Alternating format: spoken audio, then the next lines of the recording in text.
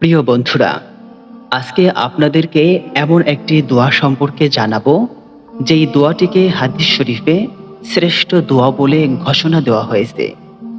আর সেই দোয়াটির নাম হলো সাইয়্যিদুল ইস্তিগফার। যে ব্যক্তি সকালবেলা সাইয়্যিদুল ইস্তিগফার পাঠ করবে এবং সেই দিনে যদি সে মারা যায়, আল্লাহ তাআলা তাকে জান্নাত দান করবেন। অতঃপর যদি কোনো ব্যক্তি সন্ধ্যায় সাইয়্যিদুল ইস্তিগফার পাঠ করে এবং ওই রাতে সে মারা যায়, আল্লাহ তাআলা তাকেও জান্নাত দান করবেন। সুবহানাল্লাহ। সাইয়্যিদুল ইস্তিগফার সম্পর্কে হাদিস শরীফের একটি হাদিস আমরা শুনব। যে হাদিসটি বর্ণনা করেছেন শাদ্দাদ ইবনে আওস রাদিয়াল্লাহু তাআলা আনহু।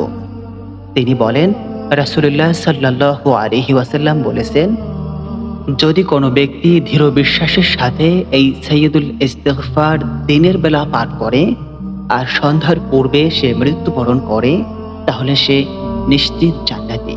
সুবহানাল্লাহ।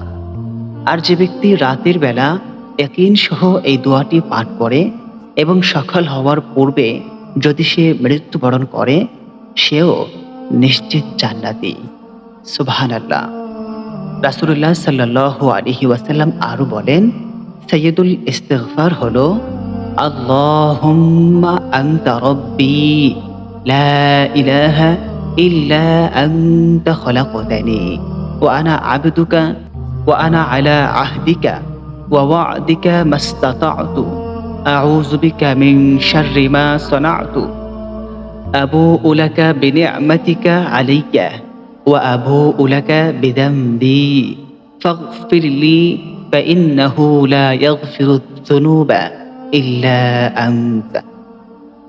প্রিয় দর্শক শ্রোতা, দোয়াটি একটু লম্বা, তাই আপনাদের সুবিধার্থে দোয়াটির বাংলা উচ্চারণ আমাদের আজকের এই ভিডিওর ডেসক্রিপশন বক্সে আমরা দিয়ে দিব।